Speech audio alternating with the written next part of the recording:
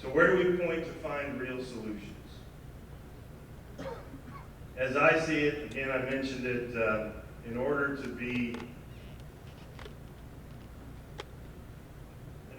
get to that point, we really have to look at all layers, right? And, you know, I use the phrase sometimes, we got to peel the onion back.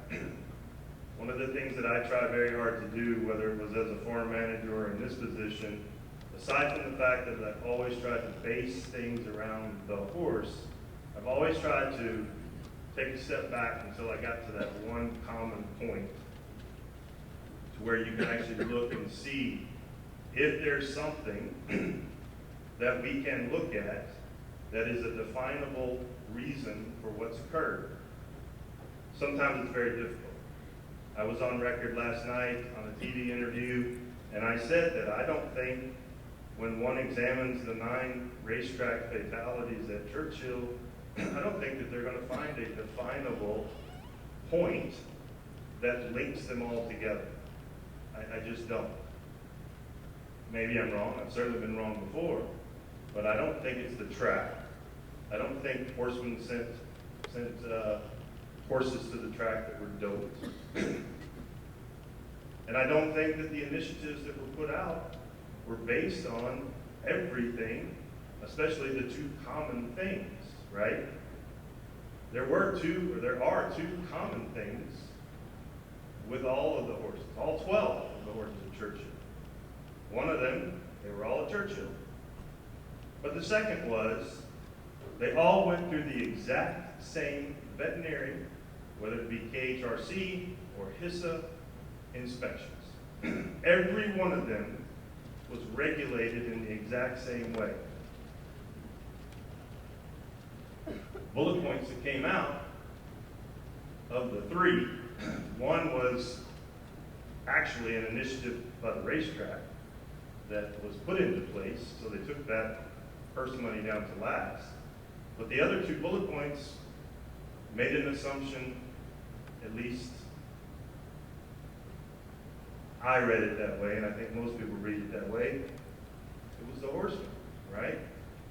So just so everyone knows, we did a deep dive in those points. Only 1 horse qualified for any of those points, or I should say the last 2 points. So again, I'm trying to peel it back, get to that common piece. So we didn't have any bullet points that said we're going to reevaluate our veterinary protocols or who's doing the inspections, right? So my point really is stop pointing fingers, right? Peel it back. Keep getting back to what can we find as an industry to find common ground. So I want you to think about something, and this is going to go over great, I'm sure. What did all the horses have in common? Outside those 2. What did every horse out here have in common? Whether it was a grade 1 winner or a horse that had a fatality, they're all registered thoroughbreds. Every one of them. So that's a bunch of layers to get back to, right? So my point is, I think, and actually Ann and I have spoken about this, the Horse Racing Integrity and Safety Act, I'm going to read this, very clearly defines breeders in the definition of a covered person. And rightly so. Again, if this is an industry initiative pushed on us by Congress, everybody in the damn industry ought to be stepping up, right? Every horse that you see jogging out there, I got a much better view than y'all do. You have to look at me, I get to look at all the horses going. Every horse out there is the product of this breed registry that we have. You know, yes, we have some European horses come over, and there's always a small exception to everything, but at the end of the day, these are registered thoroughbreds, most of them, if not the vast 99.9% of them, registered here in North America. So what does that mean? The breeders aren't specifically targeted through HISA regulations, nor are they actually asked for any funding. Funding that could help. Funding that could be put towards HISA, if HISA stays in place, or any other aspect of regulation. So where are we as a breed? Where are we as a breed? Where's the industry as a breed? Just yesterday, I read another post. I read another post that referenced the iron horses of the past, right? Everyone talks about the horses that made 32 starts in a year. You know, where are those horses now? I think that's a fair question. But I'll ask one more question. Is the industry breeding to race, or are they breeding to sell? It's a pretty valid point, I think.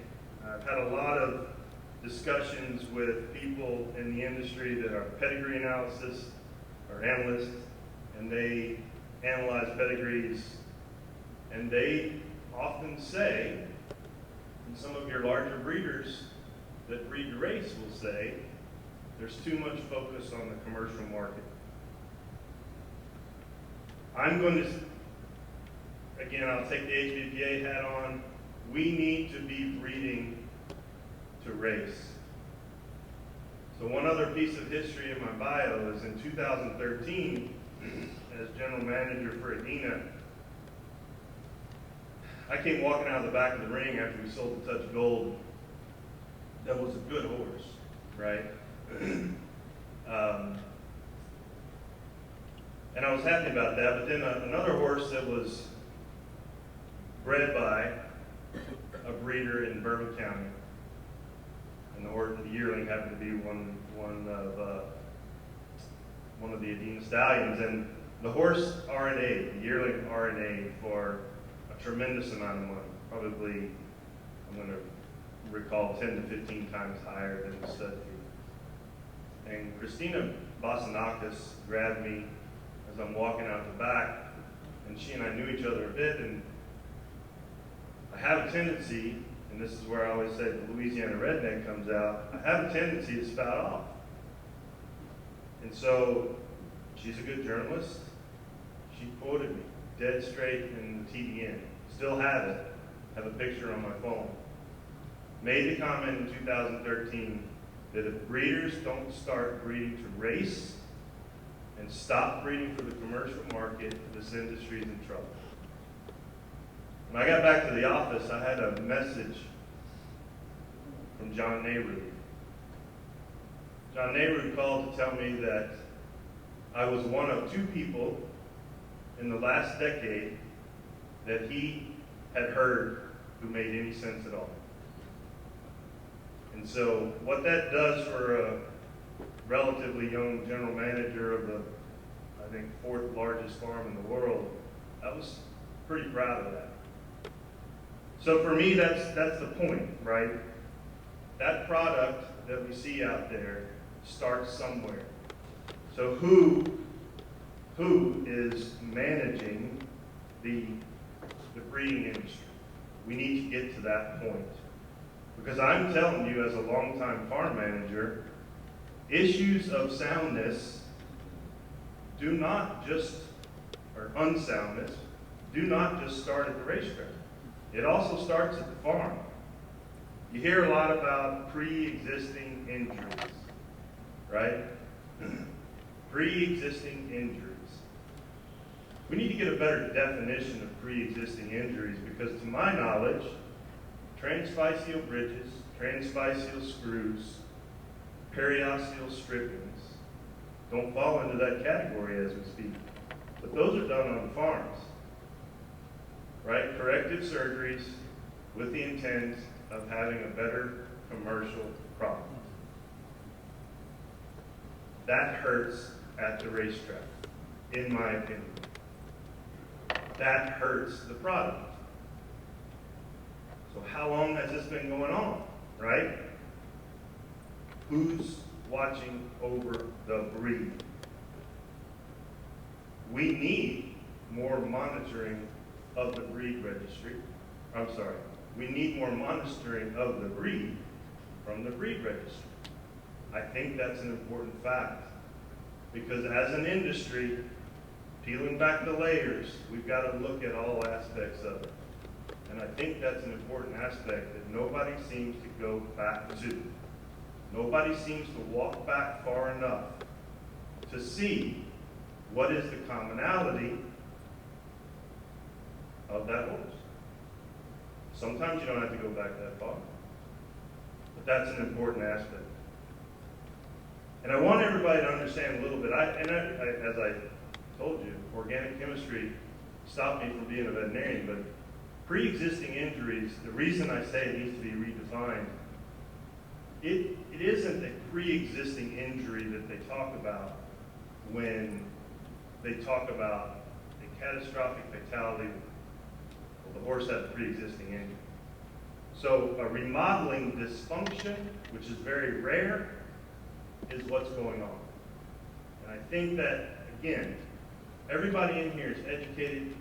Everybody in here needs to know exactly what it is that's going on, not just a generalized pre-existing injury.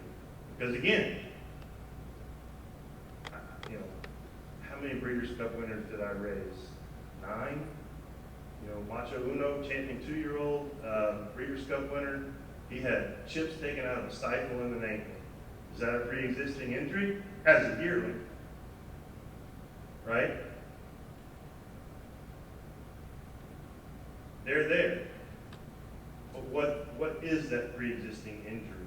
The pre-existing injuries that really are being described in fatalities are remodeling dysfunction, where the bone cellular level doesn't operate correctly. Can't find it with conventional methods.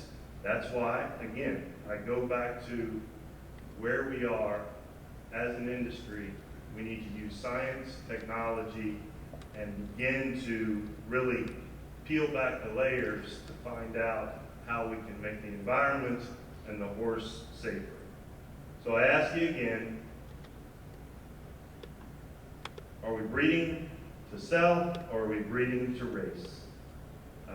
I believe that this industry must be focused on improving the breed to make it a safer environment for all of us, and ultimately the industry to be safer, understanding we can't mitigate every risk, but if we peel back the layers and find out where we need to begin, that's what will make us grow into the future.